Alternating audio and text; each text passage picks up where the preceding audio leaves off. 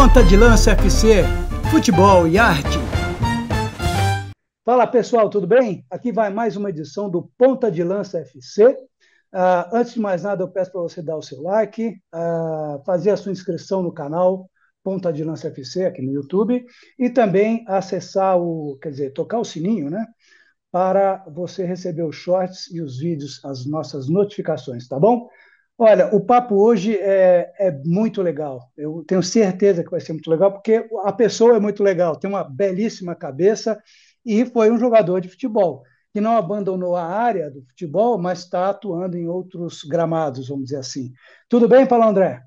Tudo bem, Hélio? Obrigado pelo convite. É um prazer participar e relembrar um pouco dessa longa história aí nessa indústria, nesse mundo do futebol que tanta curiosidade gera aí nos torcedores.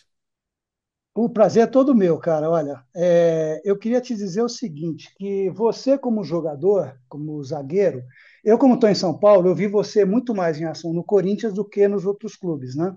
É, e você tinha uma característica que era a coisa do cara cerebral, né? Do cara que jogava com a cabeça, não era afoito, não ia em toda jogada doidão, nada disso. Será que isso tem uma relação com o que você faz atualmente, não? Você já pensou nisso? Olha, eu sempre me perguntei sobre isso, né? O que veio antes, o ovo ou a galinha, né? No sentido de entender as minhas limitações também. Eu nunca fui um jogador extremamente físico, rápido, né? Então eu tive que aprender muito cedo a sobreviver diante de atacantes tão bons, né? Aqui no Brasil e também no estrangeiro. E isso me fez ter uma leitura de espaço, uma antecipação de jogada, um entendimento do todo, até mesmo um estilo de ser um organizador ali de toda a defesa por onde eu passei, né? Porque, além de tudo, isso me protegia, né? Ou protegia as minhas limitações. Então, eu não sei o que veio antes, se veio essa sabedoria ou se foi a sobrevivência mesmo. Agora, para você ter essa cabeça, o Paulo, já naquela época, tudo bem que tem uma coisa de você estar falando do campo, né? Você saber se proteger no campo, como eu vou, não vou, dou o bote, não dou o bote, é melhor ir por aqui do que por ali. Tudo bem, isso é um cenário do futebol. Agora, você teve influência de alguém na família, alguém que gostasse de ler, que fosse um cara que vivesse conversando com você, trocando ideias sobre coisas além do futebol, não? Eu tive em casa, sem dúvida nenhuma, tanto meu pai quanto a minha mãe foram leitores assíduos, né? Meu Hum. pai, todas as manhãs, pelo menos um jornal inteiro ele lia, e a minha mãe devorava livros, assim, semanalmente, né? Isso acaba deixando um legado na nossa história, né? E quando eu saí de casa aos 14 anos para tentar esse sonho de ser jogador de futebol, eu tinha muito medo de não dar certo, né? De estar perdendo tempo, de ali na frente ter que voltar para estudar e não ter me preparado à altura do que o meu irmão, os meus amigos, os meus primos vinham fazendo, né? Nós viemos de uma classe média, tivemos acesso a uma educação particular boa. E todos foram se formar na Unicamp, na USP e assim por diante. E eu, por medo de não acompanhar essa turma, eu acabei levando muitos livros da minha casa para as concentrações, sobretudo para o alojamento. E acabei virando um pouco de um autodidata, assim. Foi mais o medo que me moveu a buscar conhecimento e curtir, né? Depois, no início era medo, mas depois, evidentemente, que virou uma paixão pela leitura, pelos romances, pela história, que me acabaram, acho que, agregando valor a tudo que eu fui fazer na minha vida. Você está falando de uma época, você falou 14 anos, né? Isso tudo foi em Campinas e você saiu de Campinas e foi para onde? A primeira vez que você saiu para tentar jogar Eu bola. saí, exato, eu saí de Campinas de 14 para 15 anos, eu fui para o São Paulo Futebol Clube. Então, fui fazer um teste no São Paulo. E seu finado Carlinhos Magalhães, que tinha sido treinador na base do São Paulo na época do Cirinho, naquela época dourada, me conseguiu esse teste. E fui com alguns outros amigos, né? Éramos três ou quatro tentando ser jogador de futebol em Campinas. E de nós quatro só eu fiquei, né? E aí me mudo para São Paulo, vou morar em alojamento, aquela vida que muita gente conhece, que é um quarto ali, 5 por 5 com beliches, com triliches, 15 meninos morando ali, um armarinho de ferro, né, que são todos os pertences da vida. E a gente começa a tentar sobreviver dentro de campo, mas também fora dele, né? Aprendendo e amadurecendo muito mais rápido do que a maioria desses adolescentes que estariam em casa aí numa vida teoricamente normal. Uma das coisas que eu sempre notei, ô Paulo, sempre quando eu conversava com jogadores que depois se firmaram, né, mas que tiveram muita dificuldade no início, que eu acho que é uma coisa meio comum, né, que tem uma relação no início e quando você está numa fase muito importante da vida, que é a adolescência. Geralmente você fica sozinho, longe da família, você está em outra cidade, como foi o seu caso. Você sente ou em algum momento você sentiu falta das coisas que seus amigos adolescentes faziam e você não, por exemplo? Ia ao Play Center na época, o Hop Hari hoje, ou ia assistir um cinema, ou uma simples festa que você não podia ir porque você precisava treinar. Você sentiu falta disso? Ainda sente, não? Quer dizer, agora acho que não mais, né? Total, eu sentia muita falta dos meus amigos, dos finais de semana, daquele jogo de várzea em que você jogava realmente por diversão e pela resenha depois do jogo. E desde muito cedo, né, desde os 15 anos, o jogo passou a ser uma pressão angustiante, né? Porque você não podia errar, você tinha que ganhar sempre, você estava competindo com colegas de quarto ali, no sentido de ser titular, de poder ser promovido à categoria de cima. Então, o que era paixão e diversão Prazer? virou realmente uma profissão, virou um peso, né? E uma responsabilidade precoce que eu acho que é um pouco reflexo, filosofando um pouco, mas é reflexo do futebol brasileiro, sim, e como resultado disso, né, a gente vê que os últimos grandes jogadores brasileiros todos tiveram um final talvez antecipado, né, por falta de paixão. Né? E aí cito Ronaldinho Gaúcho, que abandonou a carreira muito mais cedo do que devia, próprio Neymar, o Adriano, né? E assim por diante. Ou seja, eu acho que por essa pressão precoce, eles acabaram tendo aí ou burnout, ou estafa, ou realmente realizaram o sonho de ter dinheiro e já não havia mais paixão por praticar aquilo que eles inicialmente tanto gostavam. Porque a gente está falando de uma coisa, Paulo, que pelo menos na minha cabeça, não sei se você concorda, tem muito a ver com a educação não só dentro de casa, mas a educação formal no país, né? Educação na escola e tal, em que o garoto ele não está preparado nem intelectualmente e muito menos emocionalmente. Ele não tem estrutura emocional para aguentar essa pressão a qual você se referiu, quer dizer, longe de casa, sozinho, com um puta medo de não dar certo, convivendo com os amigos dentro do alojamento e sabendo que aquele cara, aquele teu amigo, e às vezes você pode até desenvolver uma amizade profunda, mas ele pode tomar o seu lugar, quer dizer, e é uma coisa que você pensa para a vida, né? Quer dizer, vai ser o meu ganha-pão, eu vou poder ajudar a família. Quer dizer, não é brincadeira, todo mundo pensa assim, eu quero ser o Paulo André, eu quero ser o Ronaldo, eu quero ser o Kaká, eu quero ser o etc., mas não sabe do caminho que foi percorrido, não é isso? E voltando à pergunta original, né? Ou seja, é uma abdicação de fato de prazeres cotidianos, né? Ou seja, eu nunca fui em festa de casamento, eu nunca fui em formatura dos amigos, eu nunca fui. Ou seja, eu não tive final de semana por 20 anos, né? Eu não Uhum. estava lá, eu não estava presente. Então, é uma decisão que você tem que tomar muito cedo com nenhuma segurança de que aquilo pode dar certo, mas ao mesmo tempo é o único caminho viável, né, nesse modelo de formação brasileiro, inclusive vigente até hoje. Bom, você já tocou no assunto que é super importante e que a gente iria inevitavelmente conversar, que é a estrutura do futebol atual brasileiro. Eu vivo dizendo para os meus filhos, eu tenho três filhos que são apaixonados por futebol, lógico, pelo meio ambiente, porque eu tentei jogar bola também fora do país, porque eu escrevi um livro sobre o Vladimir, que eu não sei se você já leu, Vladimir do Corinthians. Se você não leu, eu vou te dar um. E eu sempre falei para eles o seguinte, ó, essa coisa, primeiro, que a gente acabou de falar, do sonho de ser jogador de futebol, é uma loucura, porque o que a gente vê na TV, o que vocês veem na TV, vocês garotos tal, não é o que não é igual à realidade vivida anteriormente. Quer dizer, é uma ralação, uma pressão, e o camarada precisa ter muita estrutura para suportar isso, né? E a outra coisa é a seguinte: como é que a gente faz para voltar a ser protagonista no cenário mundial? Aí eu já estou falando do futebol brasileiro como estrutura. Lógico, estou falando da CBF, o papel da CBF, etc. Qual é a tua visão nesse momento, Paulo? Porque já faz, quer ver, 23 anos que a gente não ganha um título mundial. Essa é uma pergunta complexa, hein? É fácil, Que né? não tem só um, evidentemente que não tem só um fator que possa desencadear esse resgate do futebol protagonista, né? De um futebol Sim, que era vanguardista em todos os aspectos.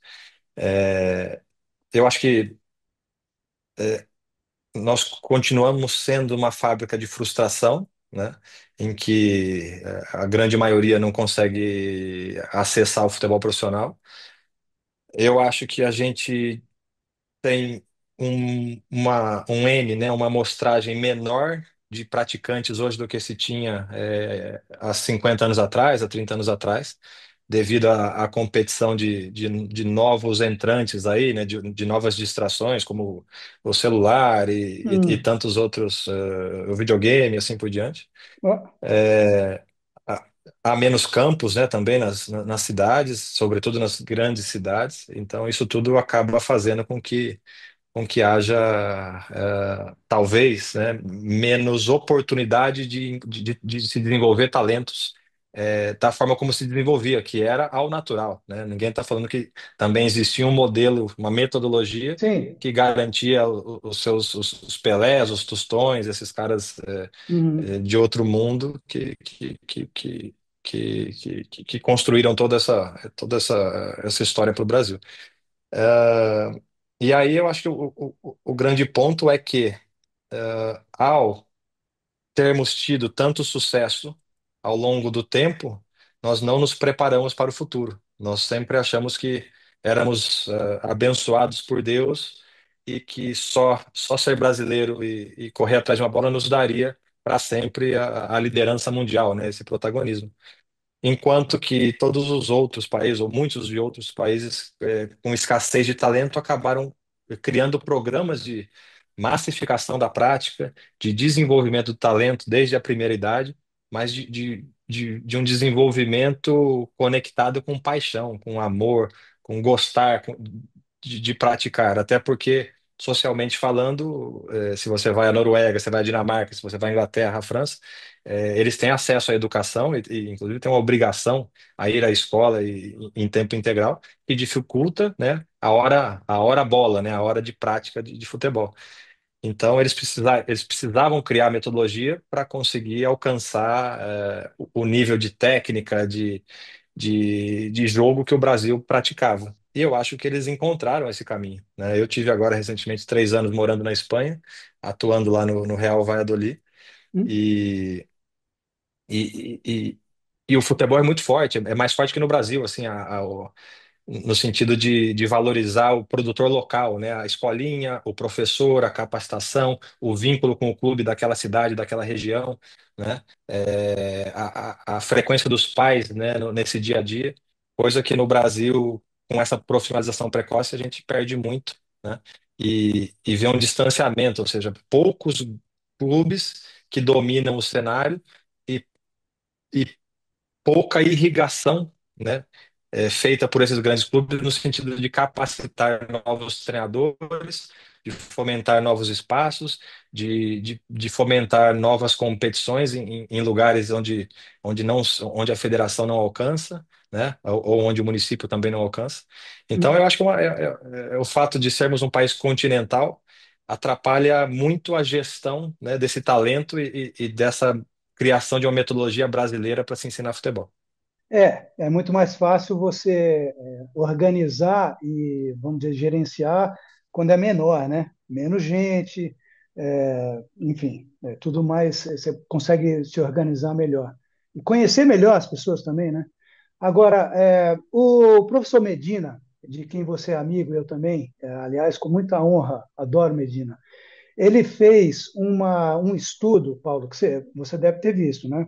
Um estudo, que acabou virando um relatório, sobre vamos dizer, as obrigações aí da CBF, as responsabilidades da CBF como confederação de futebol de um país, como você falou, continental como o nosso.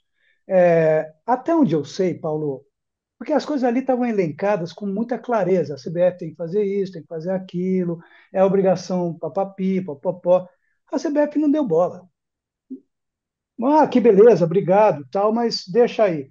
É, Você acha que a CBF é impenetrável? Quer dizer, eles se fecharam de tal modo entre eles, eu digo o presidente da CBF, os diretores, presidentes de federações, os presidentes de clubes, se fecharam de tal modo que ali ninguém entra. Ah, já visto o Ronaldo, que tentou ser presidente e desistiu da candidatura antes mesmo. O que você acha? Eu acho que é exatamente esse o ponto, né? É um ambiente extremamente político, em que se favorecem as relações políticas tradicionais brasileiras, que é o do como é que eu ganho aqui, como é que eu permaneço no poder. Então, as Exatamente. discussões técnicas são deixadas de lado, né?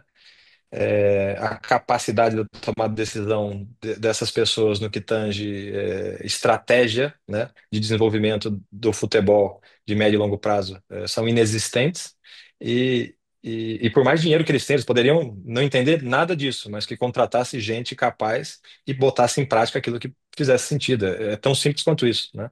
Claro. Mas não. É, o tempo todo a CBF busca agradar as federações, né? Então, manter um modelo federativo que data lá da década de 20 do século passado, né? E que faz com que essa roda não gire na velocidade com que ela deveria girar, né? Eu acho que esse é o grande problema da CBF e também do país. Tem uma coisa que eu sempre defendi em conversas com jornalistas amigos e às vezes com atletas e ex-atletas, que como é que a CBF ela se utiliza do pavilhão, que é a bandeira do país.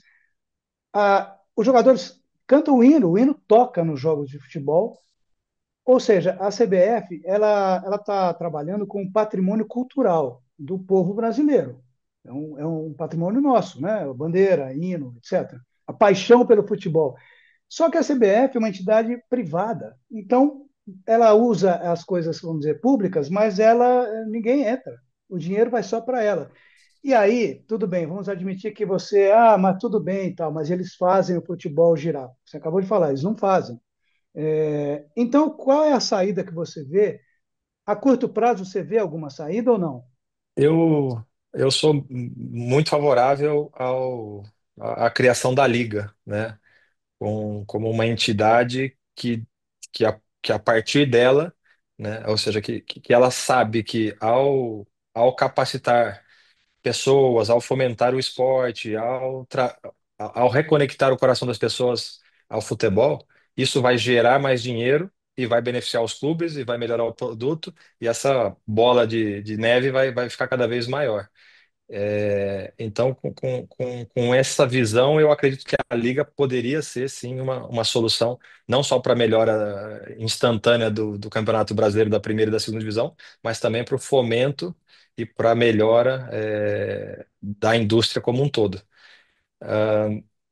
Como a gente sabe que esse movimento sempre encontra muita diversidade, né?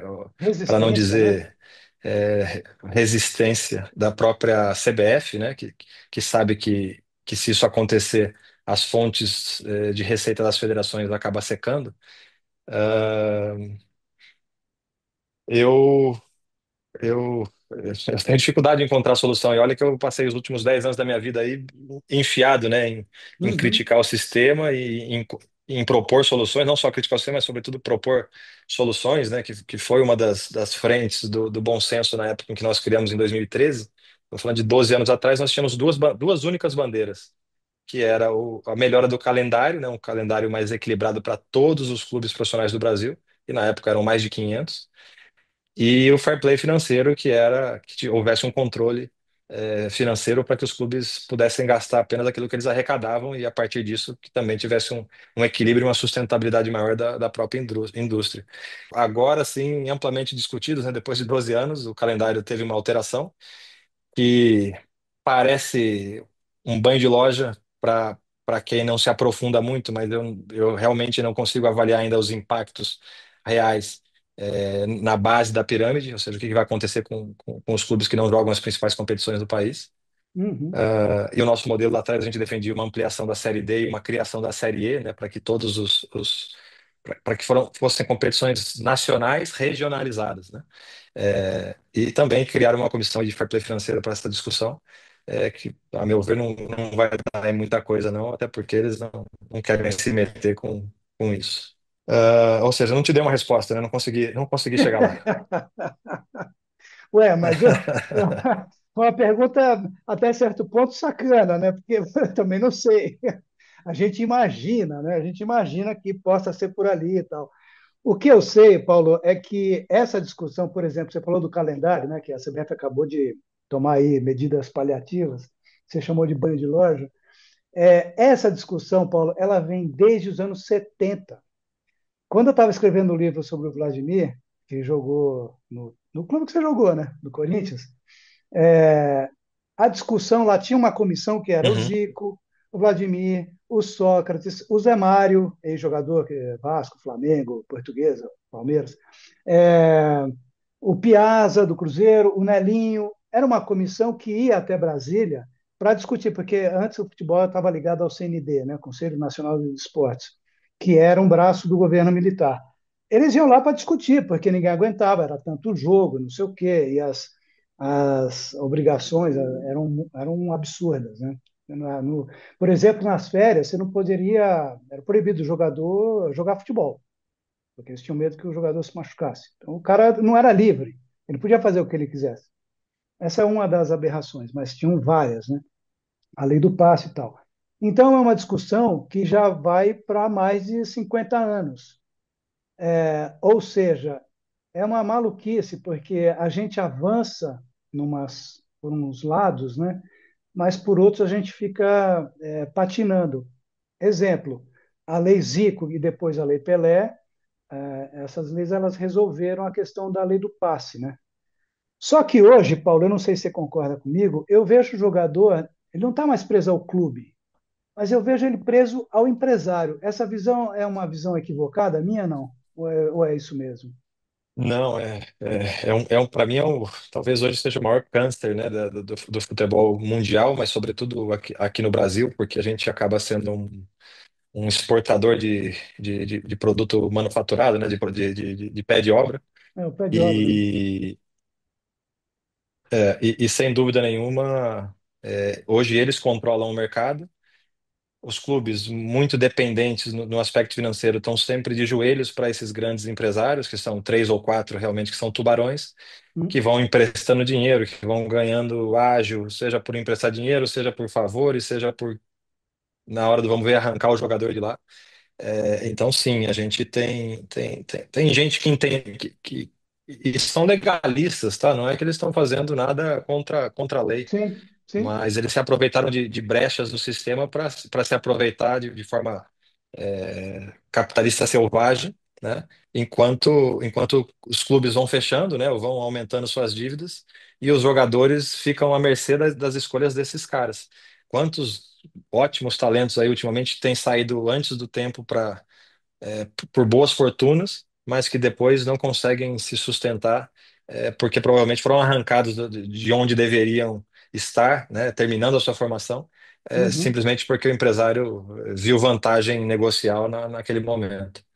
Então é um ponto preocupante que deveria chamar mais a atenção da própria CBF para que houvesse uma maior regulação, ou pelo menos que uma melhor discussão, inclusive para tentar educar pais e jovens, né, para que possam também eles tomarem melhores decisões.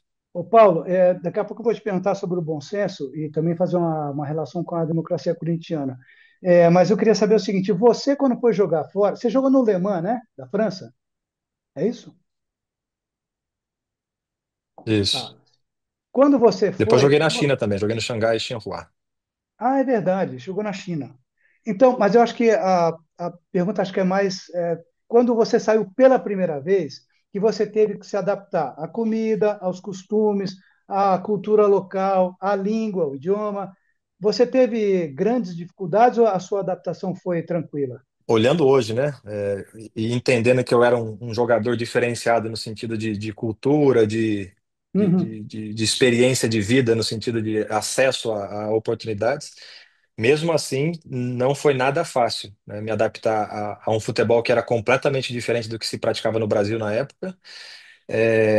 A língua, eu demorei pouco, assim, 3, 4 meses para me virar, né? Mas cheio de pegadinha, e apesar de sobreviver, no início falando mais ou menos, a relação com os jogadores, a amizade, a profundidade, né, dessas relações, eu confesso que não consegui ter, né, fora do Brasil.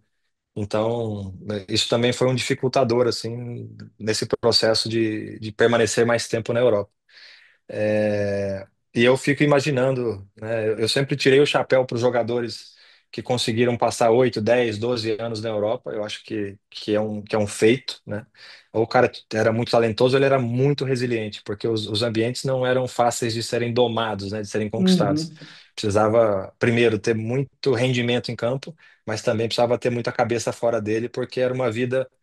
Não tinha internet, não tinha telefone à disposição como tem hoje. Então, era muito mais difícil você ficar sozinho lá, quase que exilado num outro país e voltando para o Brasil de uma vez por ano aqui para ver a família. Você está falando o quê? É a primeira década dos anos 2000? É isso? Acho que é por aí, né? Exato, exato. Que já tinha um pouco já tinha um pouco. O celular começou ali por volta de 2008, né? Assim, com uma internet um Claro, pouquinho né? mais Assim, forte, rápida, é. mas eu tô falando disso. Então imagina o pessoal da década de 80 e 90, né? Indo para Itália, para o Japão, o Zico abriu o Japão lá naquele momento. Imagina como é que não era isso. Exatamente. Muita gente abriu todos os mercados ao Brasil, né? E veio uma geração aí, acho que até um pouco da minha geração, fechou muitos mercados, né? Hoje você quase não vê brasileiro na Alemanha, você vê muito pouco brasileiro na França, você vê cada vez menos treinadores no mundo árabe e no Japão, que o Brasil tinha muita gente. Então, assim, os mercados foram fechando por questões comportamentais, por questões culturais e também por questões de nível técnico, né, de atualização do que se pratica de melhor no mundo. Deixa eu te perguntar uma coisa. Em relação aos garotos que estão indo agora, por exemplo, a gente teve um exemplo, quer dizer, um caso recente, que é o Hendrick faz um tempinho, mas o Estevão é o mais, vamos dizer, mais fresco, né? Depois da Copa do Mundo de clubes, ele jogou bem e tal, chamou atenção, e foi para o Chelsea. E parece que ele está se adaptando, não sei se rapidamente, mas ele está indo bem e tal. O que que você acha dos atuais jogadores que vão para fora? Quer dizer, você acha que é caso a caso? Quer dizer, depende muito do indivíduo para ele se adaptar rápida ou profundamente? Quer dizer, porque também tem isso, né? O Endrick, por exemplo, chegou lá, não conseguiu, se machucou, aí o técnico não gostava muito, parecia que não gostava, mas aí botava, enfim. O cara vai ficando angustiado, né? O jogador. Moleque? Bom, então eu concordo, tá? Eu acho que depende de jogador para jogador, mas depende muito do movimento que você faz, né? Às vezes, dar um passo um pouco menor te permite se equilibrar mais rápido para depois dar um passo maior, né? E o que a gente tem visto muito são esses passos gigantescos em que eu acredito que a minoria é que vai sobreviver, né? Que vai conseguir realmente atingir o potencial máximo que se esperava. Eu, por coincidência, recentemente conheço alguém do staff ali do Estevão e Hum. eu liguei para parabenizá-los porque fazia tempo que um jogador não saía em junho, julho, e era titular já em agosto, e não só titular, mas uma das referências de um time que acabou de ser campeão mundial, não é isso? Então, ou seja, isso é uma soma de muita gente cuidando para que essa decisão e esse dia a dia dele lá sejam bem feitos. Evidentemente que tem um talento gigantesco, mas sim. tem que ter uma cabeça, um equilíbrio, um comportamento, uma atitude no treinamento que são muito cobrados lá fora, que por mais talentoso que você seja, se você não chegar fazendo tudo isso, você não consegue um espaço tão rápido. Talvez também, né, um outro aspecto que me vem à mente é o profissionalismo atual do Palmeiras, né, no sentido de nível de treino, nível de jogo, de exigência, né, do seu treinador, e também o próprio gramado sintético, que deixa o jogo mais rápido, acabam preparando mais esses meninos desse time específico para quando eles saem e chegam lá fora. Tá? Eu falo isso porque vivi o ano de 2018, 19 no Atlético Paranaense, que sempre foi referência, né, no quesito treinamento, Hum. trabalho e etc. E também jogávamos no campo sintético. E todos os meninos que saíram daquela geração para fora chegaram titulares nos seus clubes. Bruno Guimarães, Lyon e hoje titular da seleção brasileira. E o Renan Lodge foi para o Atlético de Madrid e também chegou jogando. Então eu acho que aquele ambiente preparou muito bem eles para o passo seguinte. Agora, quando você estava falando do Estevão, também me veio na cabeça o seguinte: tem a questão também do preconceito que pode acontecer, especialmente se o jogador for negro. Exemplo, o Vini Júnior teve muitos problemas, você deve ter acompanhado, muitos problemas, assim, particularmente em alguns estádios, né, sei lá, algumas cidades. Você acha que ele, bom, e aí me parecia, o Paulo, que ele tinha se não tinha uma boa estrutura emocional, ele contava com um bom staff, porque a atuação dele foi sempre muito assim, porra, o cara tá segurando uma barra, cara, que se fosse outro menos preparado já tinha desistido, já tinha feito uma bobagem e tal. Como é que você viu o caso do Vini, ou os casos, né, do Vini, que agora deu uma arrefecida, né? Exato. Eu também tiro o chapéu para ele, porque ele foi firme em momentos que eu acho que qualquer um teria estremecido, né? Hum? E isso talvez só evidencie o quão verdadeiro era esse sentimento, né, dessa luta antirracista que ele carregava com ele, ou carrega até hoje, evidentemente. É. Porque imagino que muita gente dentro do clube, no entorno, deve ter falado, mas por que isso? Por que que você quer ser esse mártir? Você não precisa disso, né? Sua vida tá ganha, você tá no melhor clube do mundo e assim por diante. Mas ele continuou fazendo e de maneira impressionante, né? E o cara não está na pele Imagino que dele, ele né, não. Paulo, para falar isso. Exato, porque a janela vira de vidro, né? Assim, qualquer erro, qualquer É. performance ruim, fica muito maior porque todo mundo tenta derrubar aquele cara que está indo contra a corrente, né? Então, sem dúvida nenhuma, a questão do preconceito, sobretudo na Europa, eu acho que ainda é muito latente, né? Com jogadores negros, com jogadores muçulmanos, ou seja, tem muito disso ainda e o cara precisa ser muito talentoso para eles respeitarem, senão eles acabam encontrando outra solução ali para não ter que conviver com o problema.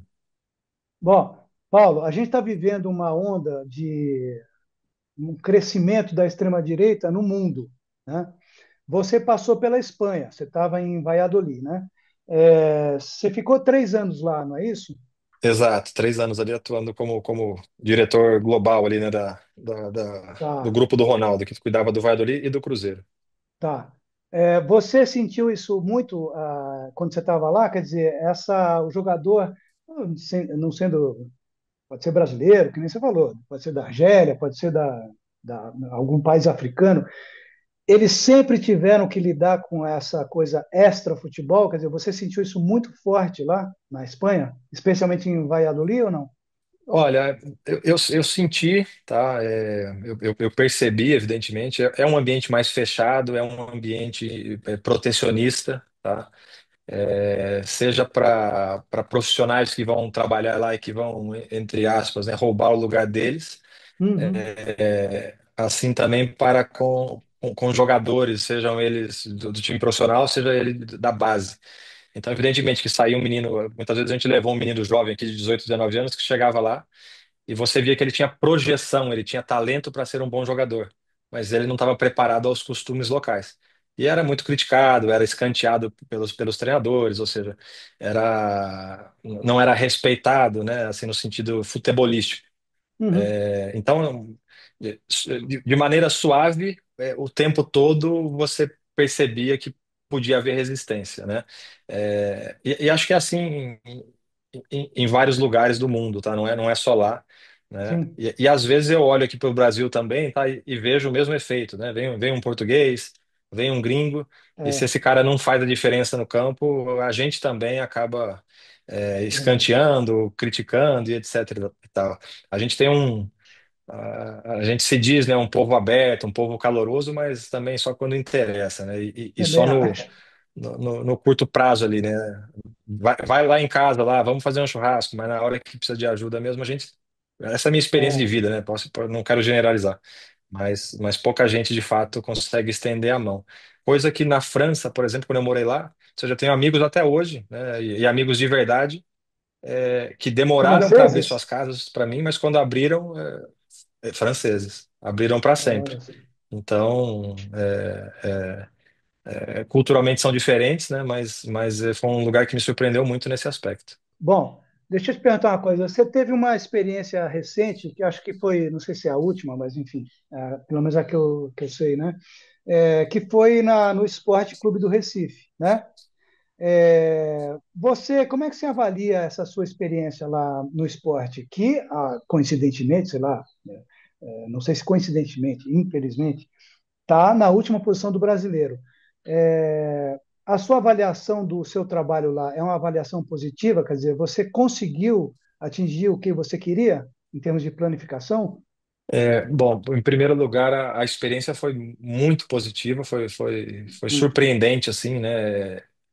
Conseguir, evidentemente, a gente sempre ouviu aqui no Sudeste falar do esporte, da grandeza da torcida, mas ao vivenciar aquilo lá, eles falam que eles falam que é o Corinthians do Nordeste, né? Assim, de tão doente que é a sua torcida e que, de fato, mesmo na última posição, continuava enchendo o estádio e acreditando, né, e empurrando o time. Então, o potencial daquele clube me chamou muito a atenção. É um clube que ainda é associativo, ou seja, é extremamente político e acaba se movimentando de forma um pouco mais lenta do que poderia por esse fator.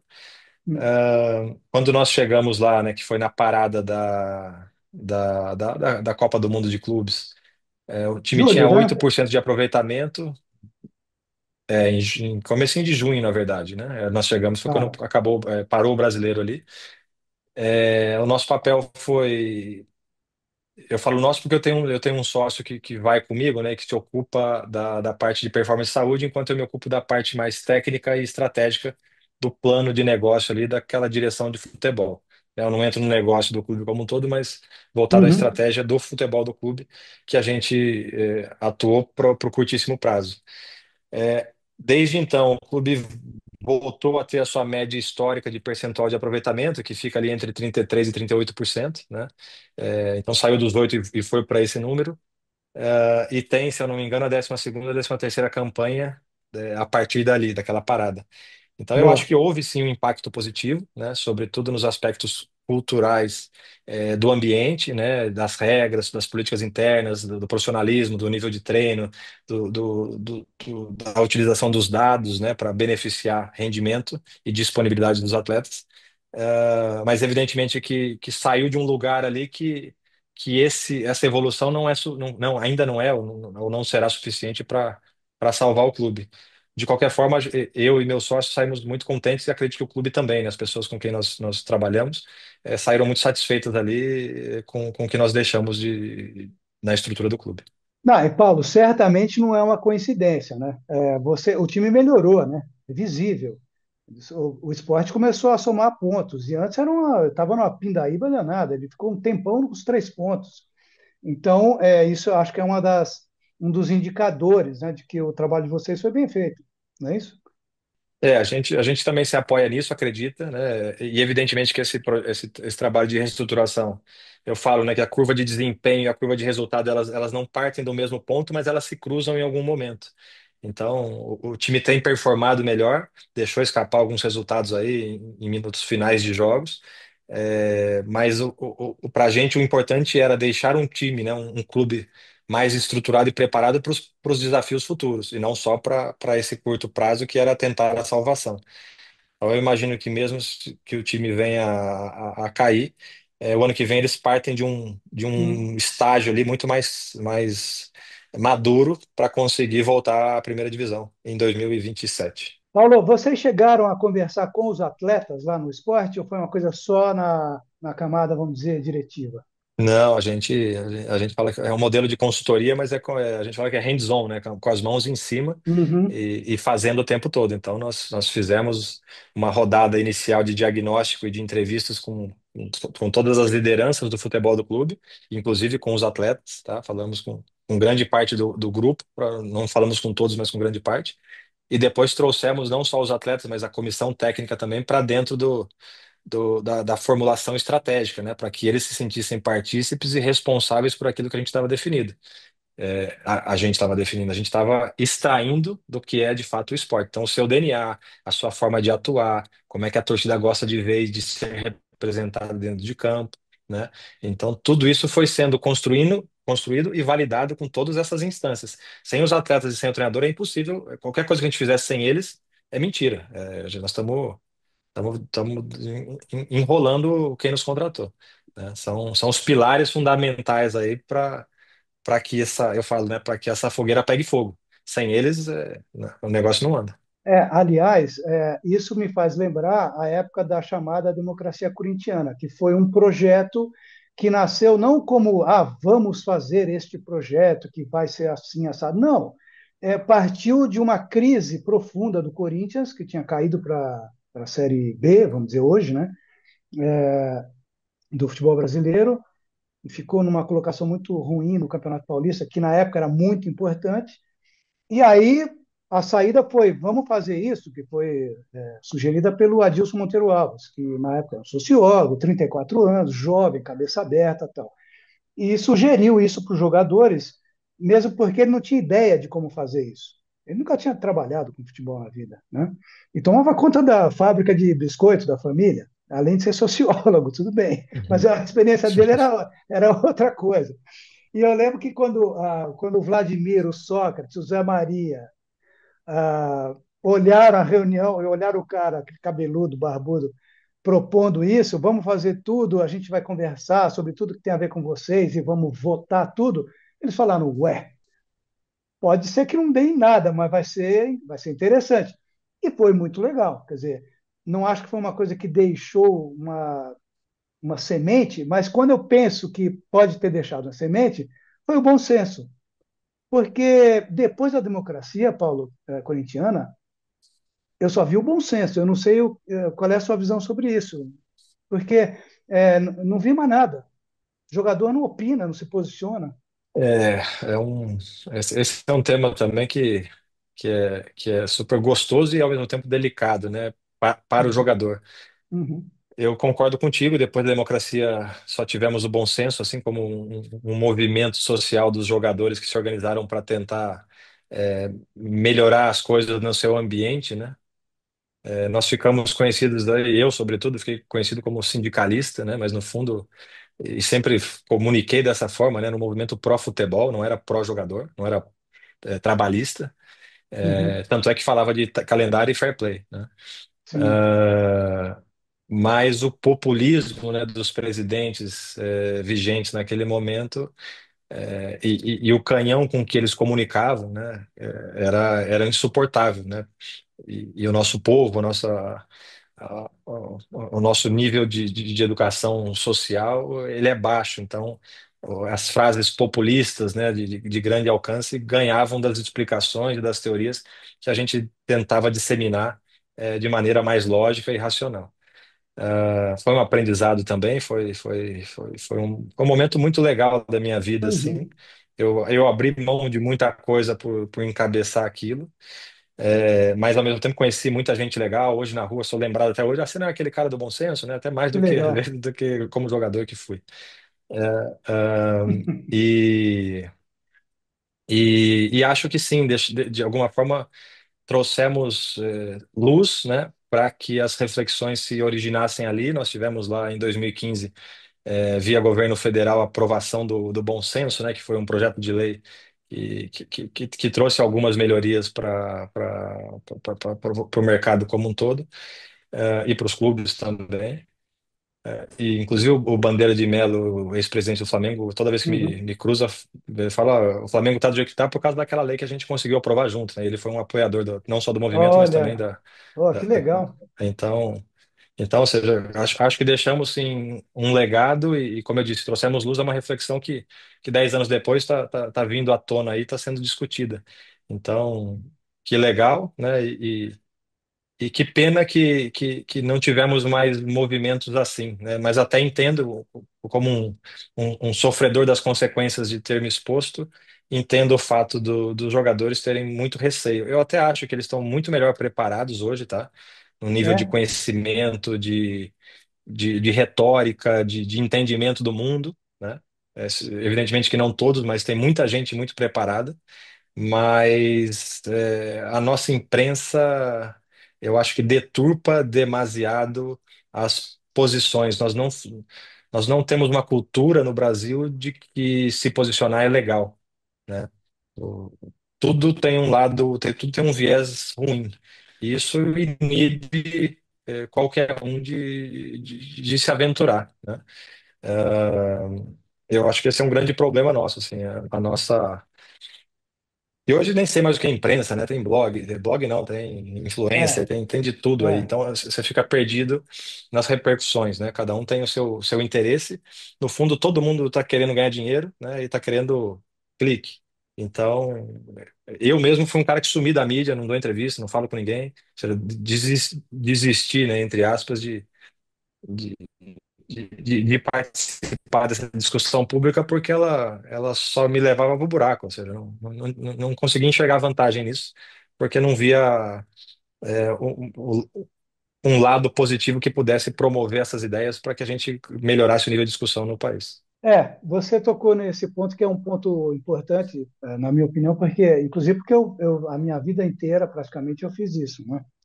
É um jornalismo chamado esportivo.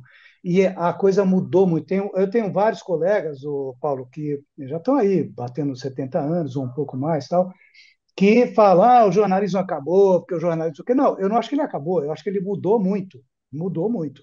E agora, assim, eu entendo quando eles dizem que o jornalismo acabou, porque a coisa da apuração, do respeito, da responsabilidade quando você vai dar uma Do fato, né? notícia. Exato.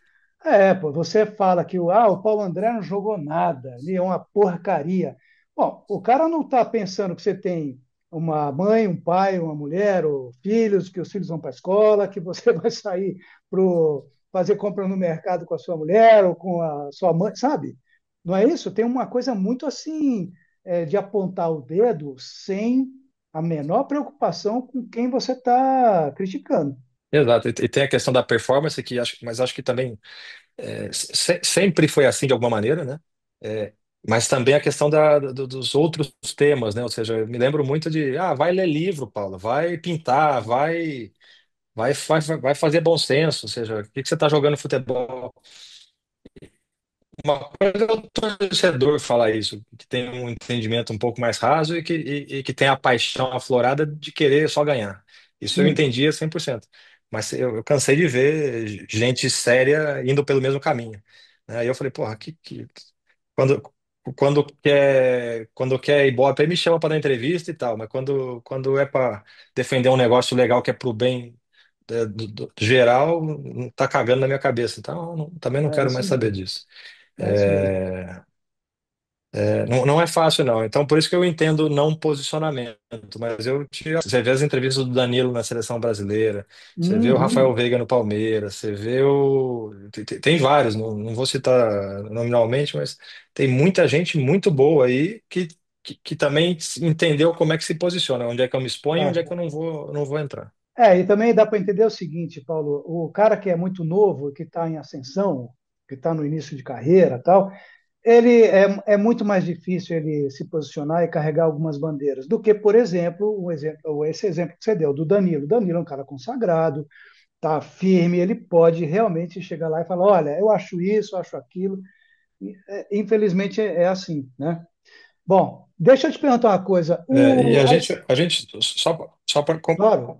Só claro. para complementar isso, né? A gente ficou marcado no movimento do bom senso exatamente nesse nicho, né? Naquela época, então os cabeças, né? Além de mim eram o Alex, que voltava da Europa e tinha tido uma puta carreira de sucesso, o Juan, zagueiro, que teve uma linda história na seleção, o Dida, o Cris, o Juninho Pernambucano, o Seedorf nos abraçou naquele momento, ou seja, todos os jogadores acima dos 30 anos, já um pouco, evidentemente, mais maduros, mas também estáveis financeiramente, que podiam comprar aquela briga. Mas a molecada realmente só ficava olhando e com o olho arregalado, o que que vocês estão fazendo? É isso mesmo. Na época da democracia corintiana era a mesma coisa. Os caras recebiam um monte de flecha de tudo quanto é lado, tiro para tudo quanto é lado. E, e ele só não. Quer dizer, o movimento só foi para frente porque o Corinthians foi campeão, foi bicampeão paulista. Era um título importantíssimo na época, tá? Porque senão tinha acabado antes, porque eles eram criticados até dentro do próprio Corinthians, né? E os atletas dos outros times tinham muito medo. Tinham muito medo. Quando chegava o Vladimir, o Sócrates para conversar, não, não, não, depois a gente conversa, tal, tem um negócio para fazer ali e nunca mais. Ô Paulo, o Cruzeiro, hein? O que que houve lá no Cruzeiro? Que vocês entraram, o Ronaldo comprou, depois saiu. Foi uma experiência mal sucedida ou não é o termo correto? O que que foi a tua passagem pelo Cruzeiro? Esse talvez seja mais um exemplo de como a comunicação acaba envelopando, né, embrulhando o conteúdo. A gente saiu de lá primeiro, com um orgulho tremendo e com uma sensação de dever cumprido muito acima da expectativa, Olha porque só. nós realmente pegamos o clube quebrado, conseguimos com um orçamento de 44 milhões de reais subir o time da Série B batendo todos os recordes, né? Sendo que o clube já estava ali por 3 anos seguidos e com muito mais orçamento do que isso, quase caiu para a Série C. Conseguimos cumprir com todas as obrigações em dia, reorganizar todas as dívidas do clube, colocar numa linha do tempo que permitisse que o clube tivesse capacidade de saná-las. Nos mantivemos na primeira divisão depois de 3 anos na Série B, que tendo mudado todo o elenco e tendo um orçamento ali de 16º naquele ano para aquela competição. Fizemos todos os investimentos de jogadores comprados, o clube já obteve retorno, né? Então, vou citar o Bruno Rodrigues, que foi para o Palmeiras, o Arthur Gomes, que foi vendido por mais do que o dobro do valor, o Papagaio, que está no Japão sendo artilheiro e também foi Hum. vendido recuperando dinheiro investido, e assim por diante. Ou seja, nós refundamos a base do Cruzeiro, assim, de tal forma que, quando nós chegamos lá, parecia uma prisão, era um negócio precário, era um negócio Olha só. é, completamente assustador. Nós reduzimos o número de leitos, nós criamos biblioteca, nós fizemos um espaço de jogos, nós reformamos todos os campos, nós trouxemos o futebol feminino para dentro. Ou seja, eu não vou ficar aqui falando, parece político, né? Não é esse o caso. Ou seja, e no Sei. final, porque a gente não ganhou o Campeonato Mineiro de 2024, sendo que a gente estava já no segundo tempo com 1-0, com o estádio lotado, ganhando do principal rival, e nós perdemos aquilo, e no meio de semana nós tivemos um contratempo ali de empatar um jogo que estava vencendo por 3-0. Aquele Hum. momento de ruptura pareceu que nada mais funcionava e nada fazia sentido. Mas o legal é que depois daquele momento, hoje, eu vou para BH, o Ronaldo vai, a gente recebe mensagem. Ou seja, o pessoal é muito grato e valoriza tudo que foi feito. Então, assim, a nossa sensação é de orgulho de ter feito parte da história, de ter conseguido ter sucesso nessa caminhada e de também entender o momento certo de sair e entregar para alguém que tinha a condição de, de acelerar a recuperação do Cruzeiro no sentido de voltar a ser um time grande que compete por títulos. A gente não colocaria dinheiro novo e demoraria um pouco mais para chegar onde o Cruzeiro já está hoje. Tá vendo? E aí vai o cara aqui e pergunta para você: você acha que foi uma experiência mal sucedida? Pois é. Você viu Não, que eu enchi a amigo, boca porque realmente presta assim, atenção. eu tenho, eu tenho muito orgulho, assim, porra, acho que foi o trabalho mais bonito que eu fiz na vida. Olha que barato, que legal, muito bom. E eu queria que você falasse um pouco sobre esse camarada chamado Ronaldo Nazário. Bom, primeiro, e toda vez que eu tenho a oportunidade de falar dele, eu falo de gratidão, assim, né? Quando jogamos juntos, ele me abraçou e também acabou abrindo portas, talvez não dentro de campo, mas de relacionamentos e de vida, né, fora dele, por poder conviver com ele e com as pessoas ali que o cercavam. Conheci muita gente legal e muita gente bacana. E depois, no momento em que eu já estava pensando em abandonar de vez o futebol, que foi quando eu saí do Atlético Paranaense, É, ele me ligou e me fez o convite para visitar o Valladolid e 3 meses depois me fez a proposta para trabalhar com ele de novo, né? E mais uma vez me abriu uma oportunidade de ouro, que foi primeiro morar fora, morar na Espanha e trabalhar num clube lá fora, e depois voltar e fazer essa reconstrução do Cruzeiro. Então, gratidão eterna por ele. É um cara simples, que tem uma energia que as pessoas chegam perto e paralisam, é um negócio impressionante até hoje. É um cara que carisma. não tem carisma, tem uma visão, né? Não é um cara da operação, mas ele tem uma visão assim de futuro muito bacana. Ele é muito inteligente. E ele acredita nas pessoas, ou seja, ele está o tempo inteiro apostando em gente jovem, gente com fome, gente que quer trabalhar. Ele entrega, ela tá aqui, vai lá e faz. E não se mete, não enche o saco, e não fica dando palpite, e não cobra. Não cobra no sentido assim, não fica enchendo o saco, né? Cobra Sim. resultado no final. Então, assim, como jogador, todo mundo não tem o que falar, mas Uhum. como gestor, né, como empresário também tem seu talento e merece ser reverenciado e merece ter tudo que tem. É isso que eu queria dizer. Paulo, qual é a sua próxima, o seu próximo trabalho? Ou o que que você está fazendo atualmente? Bom, a consultoria, que é um modelo que hoje me atende, né? Ou seja, eu não estou tão disposto a estar 24 horas barra 7 dentro dos clubes, né? Como diretor de futebol, ou seja, nesse dia a dia frenético que é esse mundo. Você, Passei os últimos 25 anos fazendo isso e tirei um sabático aí. uhum. E a consultoria me permite ir e voltar, mas estar um pouco em casa também. E estou olhando ainda com dificuldade de encontrar um caminho nessa parte diretiva, porque vejo poucos projetos que me dão frio na barriga, né, que me fazem brilhar os olhos para entrar. Né? Vejo o projeto do Red Bull e do Bahia como os dois principais projetos de futebol no Brasil, São e bons, depois então? vejo algumas tentativas. Esses são os dois que eu acredito que existem projetos e que eles estão tentando construir algo, né, de longo prazo. Uhum. Depois a gente vê um monte de coisa assim, muito dependente de pessoas, muito dependente de momento, ainda sem muita clareza estratégica. Então, assim, eu não sei o quanto da minha vida eu quero doar para coisas que talvez não façam tanto sentido, né? Quando eu encontrar as pessoas, eu sou muito de pessoas. Quando eu encontrar as pessoas certas, eu vou abraçar um novo projeto. Não é nem o tamanho do É. projeto, é mais as pessoas com quem eu quero trabalhar. Tá bom, Paulo. Olha, a gente falou de um monte de coisa. Você quer falar mais alguma coisa ou não? Algo que você acha que é importante e tal? Não, só te agradecer aí, te parabenizar também, ou seja, é difícil a gente encontrar esse nível de bate-papo, né? Então, por isso que eu fiz questão de atender Legal. e de te conhecer também pessoalmente, porque a admiração ela é recíproca.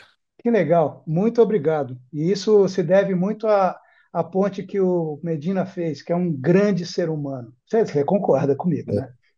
Eu reverencio ele também toda vez que eu tenho a chance, porque esse cara é outro visionário, né? Eu chamo ele de mestre, frequenta a minha casa, a gente toma nosso vinho junto sempre que tem oportunidade. E é um cara que em 2002 enxergou a falência do futebol brasileiro e começou a se movimentar para tentar a salvação, né? Tá, Universidade de Futebol, né? E falo também que a grande parte dos profissionais hoje formados e que estão atuando na indústria, exatamente, grande parte dos bons profissionais que hoje estão aí se formaram na Universidade do Futebol, né? Muitos treinadores, muitos analistas de desempenho, muitos gestores, porque ele foi o pioneiro aí nessa capacitação e educação para que o nível das tomadas de decisões melhorasse desde lá de trás. Depois a É, CBF veio, roubou, enfiou esse curso aí tranqueira no meio de todo mundo, cobrando caro e pronto, nos perdemos, mas não sou, é. mas é isso aí. Não, ali, acho que ali vai demorar, viu, Paulo? A coisa da CBF. Enquanto não mudar a estrutura ali, dançou.